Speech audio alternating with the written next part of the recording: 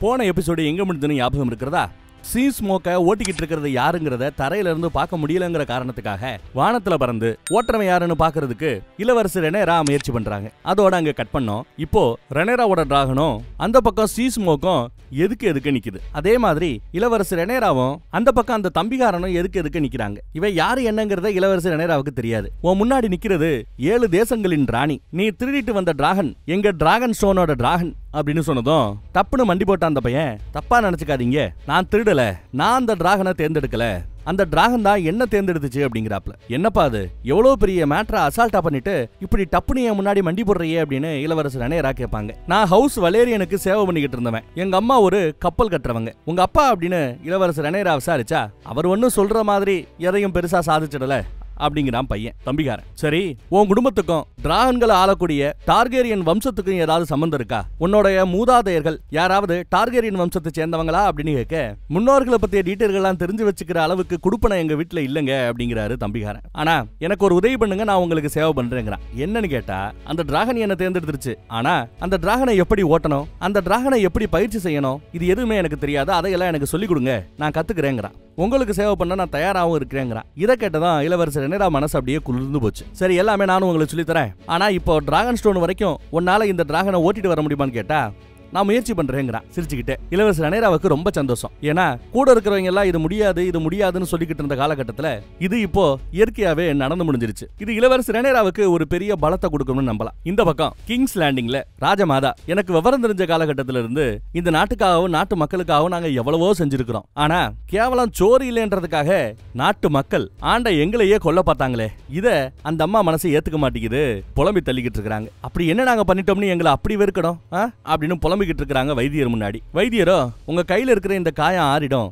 ஆனா தழும்பு கண்டிப்பா கையில இருக்குங்கிறாரு. ராஜமாதாவோ, ட்ரீட்மெண்ட் முடிஞ்ச பிறகு நான் இங்க இருந்து வெளியில போகணும், கிங்ஸ் வுட்டுக்கு போகணும் அப்படின்னு சொன்னதும், அப்ப நான் அதுக்கு ஏத்தாப்புல நிறைய வீரர்களை தயார் பண்றேங்கிறாப்ல பாதுகாவலர் ஒருத்தர். இல்ல நீங்க மட்டும் போதும், நாம கிளம்பலான்னு சொல்லிட்டு அந்த அம்மா கிளம்புது. கலவரத்தை தடுக்க தவறிய தன் அம்மாவையும் தன்னோட அண்ணியையும் சேஃபா அரண்மனைக்குள்ள ஒரு கீரல் கூட இல்லாம கொண்டு வந்திருக்கணும் வீரர்கள். ஆனா அம்மா கையில கீரல் விழுந்துருச்சு. அதுக்கு தண்டனையா ஒத்தக்கண்ண அந்த வீரர்களை சுவரை பாதுகாக்கிற அந்த வேலைக்கு அனுப்பிச்சு வைக்க போறாராம். அது சம்பந்தமா கீழே வேலை நடந்துகிட்டு இருக்கும். மேல ஒருத்தர் அரச பராமரிப்பாளர்கிட்ட ஒரு சேதி கேள்விப்பட்டோம், டிராகன் சீஸ்மோக்க யாரோ ஒருத்தவன் ஓட்டிட்டு வந்ததை என்கிட்ட வேலை பார்க்கிற ஒருத்தன் பார்த்திருக்கானா.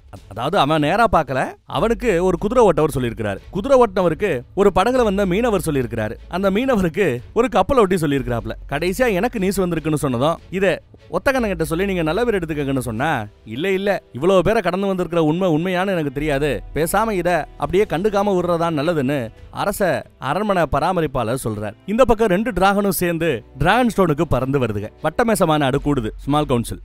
எல்லா பேருமே ரொம்ப ஆர்வமா இருக்கிறது இளவரசர் ரெனேராவுக்கு ஏதாவது ஆயிருக்குமோ அப்படின்றதா. அவங்களுக்கு ஒண்ணு ஆகலன்னு கேள்விப்பட்ட பிறகுதான் எல்லாருக்கும் பெருமூச்சே வருது. சரி, சீஸ்மோக் டிராகனை ஓட்டிக்கிட்டு வந்த ஆளு யாரு அப்படின்னு கேட்டா, யாரோ கப்பல் கட்டுறவனா, குறிப்பா புது ஹேண்டா தேர்ந்தெடுக்கப்பட்டார்ல நம்ம மாமா, அவர்கிட்ட வேலை பார்க்கிற பையனா.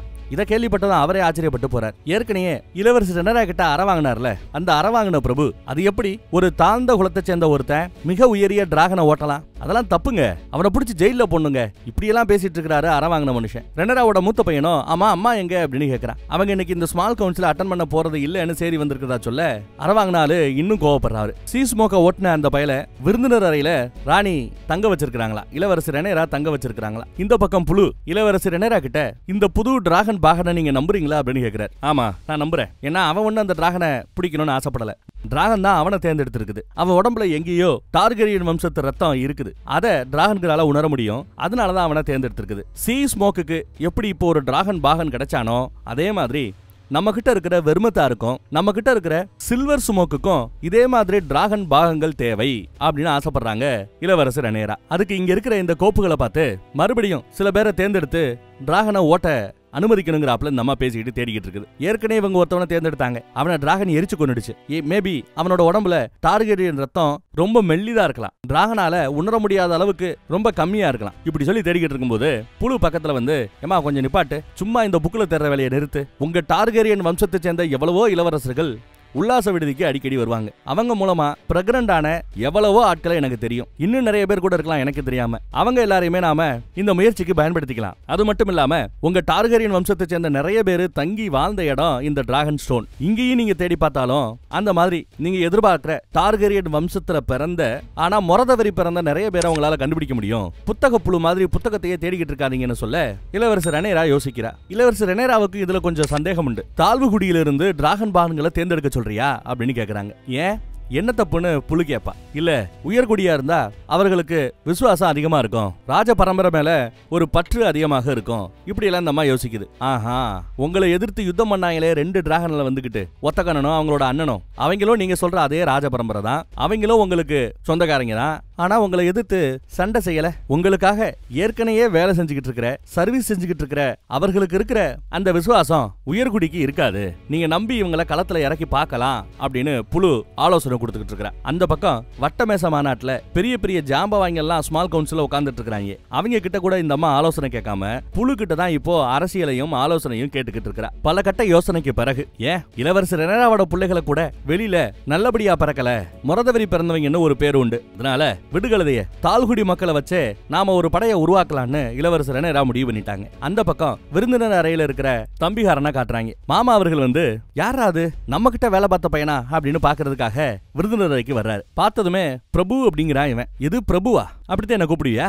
என்ன எங்கிறாப்ல விசாரிக்கிறார். இல்ல என்ன மன்னிச்சிடுங்க, உங்களோட துறைமுகத்துல கப்பல் கட்டுற வேலையில இருந்து நான் விலகிக்க ஆசைப்படுறேன், உங்களோட பர்மிஷன் தேவைன்னு கேட்பான். ஏன்னா முறைப்படி ரிசைன் பண்ணிட்டு தானே இந்த புது வேலையை அக்செப்ட் பண்ணிக்கிறோம். அவரும் சரி உன்னோட வேண்டுகோளை நான் ஏத்துக்கிறேங்கிறார். அடுத்து ஏதோ சொல்ல வருவாப்ல, அதுக்கப்புறம் பேசாம சரி நல்லதுன்னு சொல்லிட்டு கிளம்பி போயிடுறாரு. இந்த பக்கம் நம்ம டேமனை காட்டுறாங்க. உங்களை பாக்குறதுக்காக ஆறுகள் தேசத்து பிரபுவும் அவரோட ஆட்களும் வந்திருக்கிறதா சொல்ல டேமனும் போய் பாக்குறார். கேள்விப்பட்ட உங்க தாத்தா இறந்துட்டாராமே, இப்ப நீ தான் ஆறுகள் தேசத்தோட பிரபுவாமே, அதுக்கெல்லாம் வாழ்த்து சொல்லுவார். போன தடவை நான் வந்து உங்களை பார்க்கும்போது நீங்க என்ன உதாசீனப்படுத்துனீங்க, சின்ன பையனு ஏளனமா பாத்தீங்க, இப்ப என்ன மரியாதை கொடுத்துங்கிறாப்ல கேக்குறான். அப்ப நீ ஒண்ணு இல்லாத செல்லா காசு, இப்பதான் நீ பிரபு ஆயிட்டியேங்கிறாப்ல டேமன். அந்த பையன் அதோட நிக்கல. இளவரசர் ரெனேராவோட பேரை சொல்லி நீங்க நிறைய பாவங்களை இங்க பண்ணி வச்சிருக்கீங்க, நிறைய குழப்பத்தை தான் பண்ணி வச்சிருக்கீங்க கேக்குறான். சரி அதெல்லாம் விடு தம்பி, இப்ப நீ பிரபு ஆயிட்ட, நீ சொல்லு நீ யார் பக்கம், ராஜமாதா பக்கமா என் மொண்டாட்டி இளவரசர் ரெனேரா பக்கமா அப்படின்னு கேட்டா நாங்க சத்தியத்துக்கு கட்டுப்பட்டவங்க. உங்க அண்ணன் 7 தேசங்களின் ராஜாவாக இருந்தப்பவே அவரோட முடிவை ஏத்துக்கிட்டு அவருக்கு அடுத்து அவரோட பொண்ணான இளவரசர் ரெனேராவைத்தான் நாங்க ஏத்துப்போம்னு சத்தியம் செஞ்சு கொடுத்துருக்கோம். அந்த சத்தியத்தை நாங்க இப்பவும் காப்பாத்துவோங்கிற அந்த பையன். உடனே டேமனுக்கு ரொம்ப சந்தோஷம். அவங்களோட புருஷனான உங்களுக்கு நாங்க கட்டுப்பட்டவங்க தான் சொன்னதும் இன்னும் சந்தோஷம். இந்த பொடியன் பேரு ஆஸ்கர், ஆறுகள் தேசத்தோட பிரபு. டேமன் அவர்கிட்ட சரி உன் படையை ரெடி பண்ணுன்னு சொன்னா இல்ல அது கஷ்டங்கிறாப்ல. ஏன்னு கேட்டா என்னோட படைகள் உங்களை ரொம்பவே வெறுக்கிறாங்க, அது மட்டும் இல்லாம நான் சின்ன பையன், என் பேச்ச அவங்க கேட்பாங்கன்னு எந்த கேரண்டியும் இல்லைங்கிறான். அதெல்லாம் அப்புறம் பாத்துக்கலாம் வா வான்னு அவங்க முன்னாடி டேமனும் ஆஸ்காரும் போய் இப்போ நிக்கிறாங்க. அங்க இருந்த ஒரு பழமையான மரம், அந்த மரத்துக்கிட்ட தான் மித்த கிராமத்து பிரபுக்களும் வந்து நிக்கிறாங்க. எல்லாரும் முன்னாடியும் இப்ப டேமன் பேச போறார். நமக்குள்ள இருக்கிற வேற்றுமைகளை மறந்து நாம ஒற்றுமையா செயல்பட வேண்டிய நேரம் வந்துருச்சுன்னு டேமன் எடுத்து சொல்றாரு. அந்த சின்ன பையன் கூட ஆஸ்கார் கூட எல்லாரையும் பார்த்து வணக்க வச்சு நான் கூப்பிட்டதை ஏத்துக்கிட்டு என்ன மதிச்சு எல்லாரும் இங்க வந்ததுல எனக்கு ரொம்ப சந்தோஷம், ஒரு நல்ல ஆரம்பத்தை கொடுக்கணும்னு ஆசைப்படுறதா ஆஸ்கார் பையனும் சொல்லுவான். உங்களை வழிநடத்திக்கிட்டு இருந்த தாத்தா இறந்து போயிட்டார், இனிமே இவன் தான் உங்களோட பிரபு, இவரோட கட்டளையை நீங்க ஏத்து நடக்கணும்னு டேமன் சொல்றாரு. பிரபு ஆஸ்கர் அவரோட குடும்பத்தையும் அவரோட தேசத்துல இருக்கிற உங்களை மாதிரி பிரபுக்கள் உங்க குடும்பம் மொத்தத்தையுமே எனக்கு அர்ப்பணித்து விட்டார், அவரு எங்க பக்கம் அப்படிங்கிறான் டேமன். அதை கேட்டதுமே ஆஸ்கார் பையன்கிட்ட உங்க முடிவு சரியானதானா நீங்க கொஞ்சம் பரிசோதனை பண்ணி பார்க்கணும் அப்படின்றாங்க சில பேர். இதெல்லாம் கேட்ட அந்த ஆஸ்கார் பையனும் ரொம்ப பொறுமையா நீங்க சொல்றதெல்லாம் நிஜம்தான், நானும் கூட இந்த டேமனை வெறுக்கத்தான் செய்யறேன், இவர் இங்க வந்து பண்ண செயல்கள் எல்லாம் எனக்கு சுத்தமா பிடிக்கலங்கிறாப்ல. அப்பயே அங்க பிளாக்வுட் கிராமத்தை சேர்ந்த பிரபு ஒருத்தர் டேமனோட உத்தரவை கேட்டு இங்க நிறைய கலகம் பண்ணுவதும் அவர் தான். அவரு இன்னும் 2 கிராமத்து ஆட்களை புடிச்சிட்டு வந்து முன்னாடி நிப்பாட்டி இருக்கிறாப்ல. டேமனுக்கு எதிராக செயல்பட்டவங்கன்ட்டு, ராஜமாதாவை சப்போர்ட் பண்றவங்கன்ட்டு. இதோ இந்த டேமனுக்கு எனக்கு அறிவுரை சொல்ற அளவுக்கு அறிவோ அனுபவமோ இருக்கிறாப்ல எனக்கு தோணலன்னு ஆஸ்கார் பேசுறான். அதனால டேமனோட பேச்ச நான் கேட்கல. ஆனா முன்னாள் மன்னர் இந்த டேமனோட அண்ணன் சிம்மாசனத்துல உட்கார்ந்துட்டு இருக்கும்போது கிட்டத்தட்ட 40 வருடத்துக்கு மேல போரே இல்லாம நம்ம நாடு எல்லாம் சுபிச்சமா சந்தோஷமா இருந்தோம் நாம இல்லையா. அவருக்கு சாகிறதுக்கு முன்னாடி நாம பண்ணி கொடுத்த சத்தியம் என்ன, அவரோட பொண்ணான இளவரசர் ரெனேராவைத்தான் நாம அடுத்து ராணியா தேர்ந்தெடுப்போன்னு. அந்த சத்தியத்துக்கு மதிப்பு கொடுக்க வேண்டியது நம்மளோட கடமை, சத்தியத்துக்கு கட்டுப்பட்டவங்க நாம, மறந்துட்டீங்களா? அதனால டேமனுக்கு சேவை செய்யறதா நீங்க நினைக்க வேண்டாம், இளவரசர் ரெனேராவோட பக்கம் நாம செய்து கொடுத்த சத்தியத்தின்படி நிக்கணும், ரெனேராவுக்கு சேவை செய்யறதா தான் நாம நினைக்கணும்னு ஒரு போடு போடுறான் பையன் ஆஸ்கார். இப்ப கூட டேமன் வந்து கேக்குறது தனக்காக இல்ல, நாம சத்தியம் செய்து கொடுத்த இளவரசர் ரெனேராவுக்காக. இளவரசர் ரெனேராவோட பிரதிநிதியா தான் டேமன் வந்திருக்கான்னு சொன்னதும் டேமனுக்கு வரும் பாருங்க கோவம். ஏ தம்பி பொடியா நில்லு, நான் கருத்துருவேன், நான் ராஜா, அவளோட பிரதிநிதியா நானு அப்படின்னு கேட்பான். அப்போ ரொம்ப தைரியமா அந்த பொடியன் பக்கத்துல வந்து உங்களுக்கு எங்களோட படம் வேணுமா வேணாமான்னு ஒரு மிரட்டுறான். இந்த வேலை எனக்கு ரொம்ப பிடிச்சு போச்சுப்பா. எதுவும் பேச முடியாம டேமன் கம்முன்னு ஆயிட்டான். டேமனே நான் கருத்துருவேன்னு மிரட்டுற அளவுக்கு டேமனுக்கு கட்டுப்படாம இருக்கிறவன் தான் இந்த ஆஸ்கார் பையன். இதை பார்த்ததுமே மித்த ஆட்களுக்கும் பரவாயில்லையே, ஒரு தலைமை பண்பு அவங்கிட்ட இருக்குதே அப்படின்னு அவன் மேல ஒரு பாசிட்டிவ் வைப் உருவாகுது. மத்த பிரபுக்கள் எல்லாம் நீங்க சொல்றதெல்லாம் சரி, நாங்க உங்களை ஏத்துக்கிறோம், ஆனா இதுவரை பண்ண அட்டுழியத்துக்கு நியாயம் வேணும் அப்படின்னு கேக்குறாங்க. குறிப்பா ஒரு அம்மா கேக்குது. அப்போ நியாயம் கிடைச்சிருச்சே, இதோ 2 பேரு ராஜமாதாவை சப்போர்ட் பண்ணவங்க புடிச்சு நிறுத்திட்டு வந்துட்டோம்லன்னு பிளாக்வுட் கிராமத்தோட பிரபு பேசுறான். நாங்க ராஜாவா டேமனை தேர்ந்தெடுத்துட்டோம், நீங்க ஆறுகள் தேசத்தின் பிரபுங்கிறதுனால உங்களுக்கும் கட்டுப்பட்டவங்க தான் நாங்கன்னு சொல்லி கத்திய கால்ல வைப்பான். அதே சமயம் அந்த பையன் ஆஸ்கார் கூட உங்க இப்ப நான் ஏத்துக்கிறேன், என்ன நீங்க தலைவரா தேர்ந்தெடுத்ததுக்கு நன்றி, ஆனா நீங்க பண்ண அட்டூழியம் கொஞ்சம் நஞ்சம் இல்ல, நான் செஞ்சதெல்லாம் டேமன் சொல்லி தான் செஞ்சேங்கறாப்ல இவன் ஒரு பிட்ட போடுவான். பிளாக்வுட்டை சேர்ந்தவன். டேமன் படதான் வேணும்னு கேட்டார், ஆனா நீதான் பலரை கொடூரமா சித்திரவதை பண்ண, பெண்களை வீடு புகுந்து தூக்குன, குழந்தைகளை வீடு புகுந்து தூக்குன, எல்லா பேரையும் மிரட்டி சித்திரவதை பண்ண, அப்படி இப்படின்னு பேச ஆரம்பிக்க சுத்தி இருக்கிற மித்த பிரபுக்கள் எல்லாம் ஆஸ்காரை இப்ப சப்போர்ட் பண்ண ஆரம்பிக்கிறாங்க. சரியாதான் பேசுறீங்க தலைவரேன்னு பேச ஆரம்பிக்கிறாங்க. இவனை கைது பண்ணுங்கன்னு ஆஸ்கார் உத்தரவு போட வந்து இவனை கைது பண்றாங்க. பிளாக்வுட்டோட பிரபு ரொம்ப கெத்தா இருக்கிறான். என்னடா ஓவரா பண்றேன்னு பேசுறான் அந்த பையனை. ஏன்னா டேமன் இருக்கிறாங்கிற தைரியத்துல, டேமன் பிரபு உங்களுக்காக தானே இதெல்லாம் செஞ்சேன், என்ன விட சொல்லுங்கன்னு அப்படி தெனாவட்டா பேசுவாப்ல.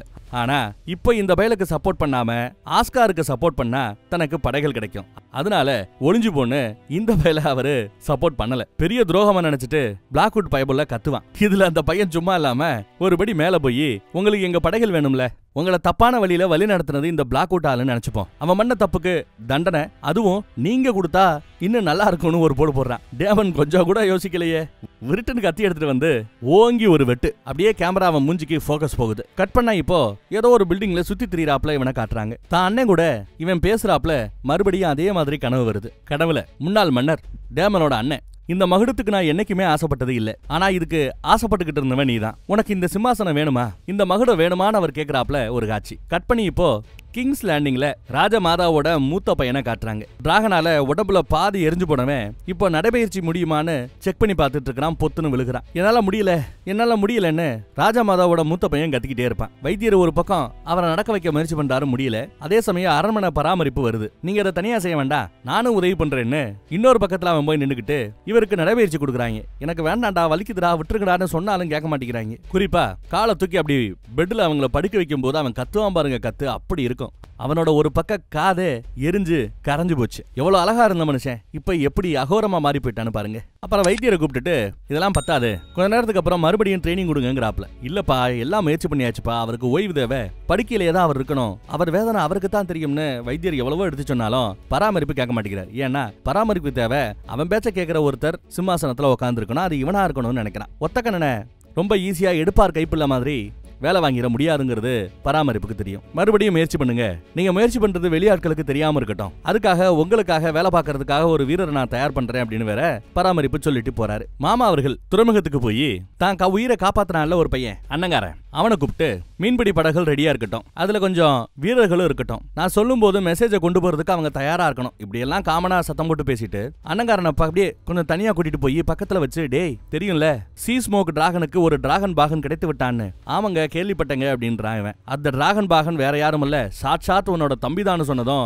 ஆச்சரியப்பட்டு போறாரு அண்ணங்காரன். நாம வலேரியா கண்டத்துல வாழ்ந்த வம்சம், என் சைடு வம்சத்துல டார்கெரியன் ரத்தம் இல்ல, உங்க அம்மாவோட வம்சத்தை பத்தி எனக்கு தெரியாது, மேபி உங்க அம்மா டார்கெரியன் வம்சத்தை சேர்ந்தவளா இருந்திருக்கலாம், இல்ல முறையா பிறக்காம கூட வேற மாதிரி அவங்க வந்திருக்கலாம். எரி எப்படியோ உங்க அம்மாவோட ரத்தத்துல டார்கெரியன் வாசம் வீசுது, அதனாலதான் ஒரு டிராகன் உன் தம்பிய டிராகன் பாகனா தேர்ந்தெடுக்க அலோவ் பண்ணுச்சு. அதே மாதிரி மிச்சம் இருக்கிற 2 டிராகனுக்கு டிராகன் பாகனை இளவரசர் ரெனேரா தேடிட்டு இருக்காங்க, நீ முயற்சி செஞ்சு பார்க்கலாமே அப்படின்னு கேட்கிறார். இப்ப வரைக்கும் இவங்க இந்த கதையில தெளிவா இவர்தான் இவங்க 2 பேரோட அப்பாங்கிறத சொல்லவே இல்லை. ஆனா இதுக்கப்புறமா இதை இழுத்துக்கிட்டே போக வேண்டாம், இவரா வாய் திறந்து சொல்ற வரைக்கும். எஸ், இந்த மாமங்காரன் தான் அண்ணன் தம்பி அவங்க 2 பேரையும் பெத்து போட்ட மகராசா. இப்ப கூட இவங்க எல்லாம் தெரிஞ்சும் அப்பான்னு கூப்பிட மாட்டேங்கிறாங்க, அவரும் அதை எதிர்பார்க்கல. இப்ப கூட பாருங்க, எனக்கு கப்பல்ல தான் வேலை பார்க்க தெரியும், நான் அதையே பண்றேன், என்ன விட்டுருங்கன்னு சொல்லிட்டு தான் அண்ணங்கார ஒதுங்கி போறான். ரொம்ப நேரத்துக்கு பிறகு இப்பதான் டேமனோட இன்னொரு பொண்ணை காட்டுறாங்க. மாமனோட பேத்தி தானே அவங்க, இளவரசர் என்ன ரெனேராவோட பிள்ளைகளோட சில முட்டைகளோட இங்க அடைக்கலம் தேடி வந்தவங்கள இங்க இருந்து வேற ஒரு இடத்துக்கு அனுப்பிச்சு வச்சிட்டா இவ பாவம். சோகமா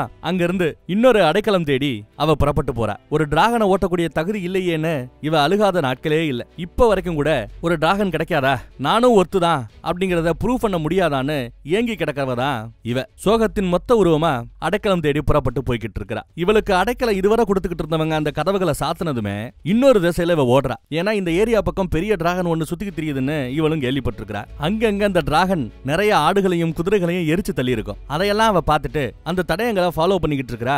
டேமனோட இன்னொரு பொண்ணு காட்டுப்பகுதியில குதிரையில வந்த ராஜமாதா நான் ஓய்வெடுக்க போறேன்னு சொல்றாங்க. ராஜமாதாவோட பாதுகாவலரா புதுசா போட்டவங்க இல்லையா, அந்த புது பாதுகாவலரை நல்லா பாருங்க, இங்கேயோ பார்த்த முகமா தெரியல. இவர் யாருன்னு தெரிஞ்சவங்க கமெண்ட் பண்ணுங்க, மத்தவங்களும் படிச்சு பார்த்து தெரிஞ்சுக்கிட்டோம். இந்த பக்கம் இளவரசர் ரெனேராவோட பையன் வந்து சத்தம் போடுறான் அம்மா கிட்ட. அது எப்படி தாழ்குடியை சேர்ந்தவங்க எல்லாம் நீங்க டிராகனை பயன்படுத்த அலோவ் பண்ணலாம் அப்படின்னு கேக்குறான். நமக்கு வேற வழி இல்லடா, இப்ப யுத்தம் நடந்தா நம்ம தோத்து போயிடுவோம். இல்ல ஒத்தக்கண்ணனோட டிராகனை எதிர்த்து நான் போக வேண்டியிருக்கும், இல்ல நீ போக வேண்டியிருக்கும். முடியுமா? நம்மளால சமாளிக்க முடியுமா? யுத்தம் வந்தாலும் ஆயிரக்கணக்கான வீரர்கள் இறந்து போவாங்க. இதை தடுக்கணும்னா நமக்கு டிராகன் தேவை. ஒத்தக்கண்ணனோட டிராகனை அழிச்சிட்டாலே இந்த யுத்தத்துல நாம ஜெயிச்சாப்லதான்.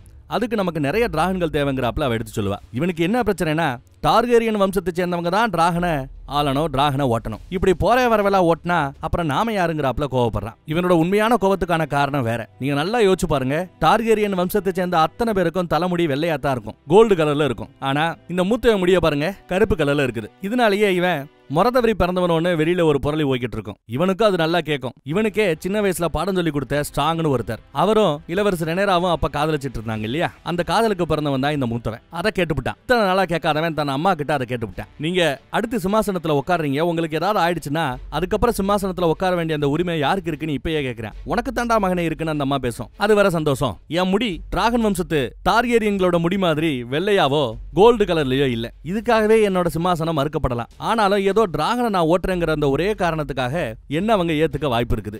ஆனா இப்ப போற வரவெல்லாம் டிராகனை ஓட்ட ஆரம்பிச்சிட்டானா இதோட மதிப்பு குறைஞ்சிரும் அப்படின்னு தனக்கு இருக்கிற அந்த இழப்பை பத்தி தான் பேசுறான். சரி கடைசியா சொல்லுங்க, அந்த புழுவோட பேச்சை கேட்டுட்டு இந்த ஐடியாவை நீங்க எக்ஸிக்யூட் பண்ண போறீங்களா, இல்ல ஏன் பேச்சை கேட்டு இதை கைவிட போறீங்களான்னு கேட்டா, இவனுக்கு டிராகனை மித்த ஆட்களை வச்சு ஓட்ட முடியுதான்னு பாக்குறதுல எந்த பிரச்சனையும் இல்ல.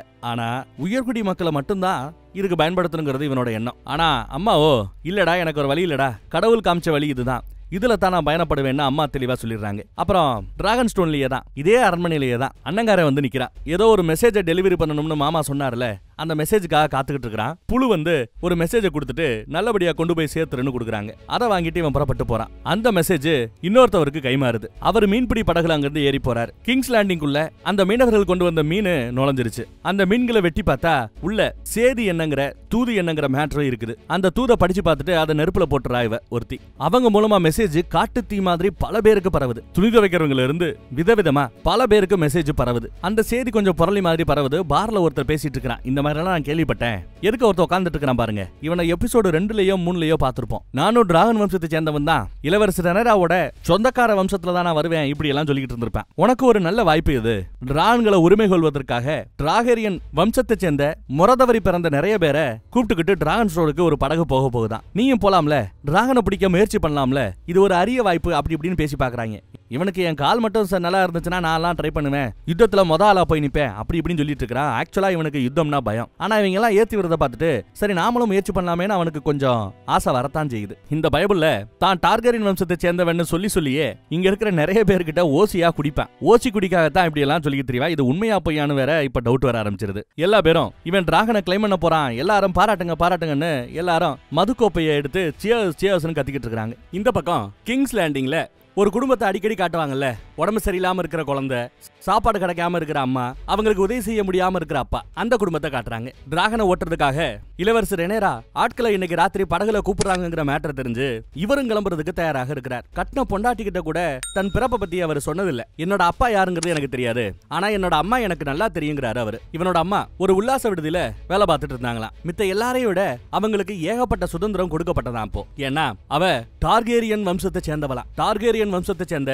வெள்ளமுடிக்காரிகளுக்கு உல்லாச விடுதிகள்ல கராக்கி ஜாஸ்தி. அடிக்கடி அந்த அம்மா சொல்லுவாங்க போல, நீ ஒன்னும் தாழ்வா நினைச்சுக்க வேண்டிய அவசியம் இல்ல, என் அண்ணன் மகங்க விசேரிசுக்கும் டேமனுக்கும் உனக்கும் எந்த வித்தியாசமும் இல்லைன்னு இவங்க அம்மா சொல்லி இவர் கேள்விப்பட்டிருக்கிறார், கேட்டிருக்கிறார். என்னது, இவரோட அம்மா டேமனோட அக்காவா? எவ்வளவு பெரிய ஷாக்கு. கூட பிறந்த அக்காவா இருக்க வாய்ப்பு இல்ல, மேபி சித்தப்பா பொண்ணு பெரியப்பா பொண்ணு அந்த மாதிரி கசின் ப்ரோவா இருக்க வாய்ப்பு இருக்குமோ, இல்ல உண்மையிலேயே கூட பிறந்தவளா, அது நமக்கு தெரியாதுங்க.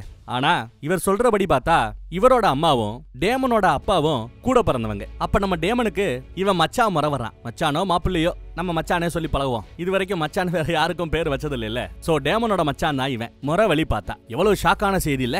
அந்த அம்மா எது வேணாலும் இருந்துட்டு போங்க, ஆனா என்ன விதவையா மட்டும் நீங்க ஆக்கிட வேண்டாம்னு கெஞ்சுறாங்க. ஏன்னா இவன் போறது ஒரு டிராகனை தேர்ந்தெடுக்கிறதுக்காக. அங்க இறப்பதற்கு வாய்ப்புகள் ஏராளம். இருந்தாலும் பரவாயில்ல, என்னால உன்னை பாதுகாப்பா வச்சுக்க முடியல, உனக்கு சோறு போட முடியல, நம்ம புள்ள நோய்வாய்ப்பட்டு கிடந்தாலே அவளையும் காப்பாத்த முடியல. ஆமாங்க, நோய்வாய்ப்பட்டு கிடந்த அந்த பொண்ணு இறந்து போச்சு. இதுக்கப்புறமே என்ன, இளவரசர் ரெனராவோட இன்விடேஷனை ஏத்துக்கிட்டு நான் போக போறேன்ட்டாரு. ஒரு கால் டிராகனால தேர்ந்தெடுக்கப்பட்டா நமக்கு ராஜ மரியாதை கிடைக்குன்னு அவர் சொன்னா, ராஜ மரியாதை எனக்கு வேண்டாம், எனக்கு புருஷன் நீங்க மட்டும் போதும்னு அந்த அம்மா பேசுது. ஆனா ஏதாவது நான் பண்ணி ஆகணும், இது பத்தாது, என்ன பண்ண விடுன்னு கெஞ்சி கேட்டுக்கிட்டு அவரும் கிளம்பி வராருங்க.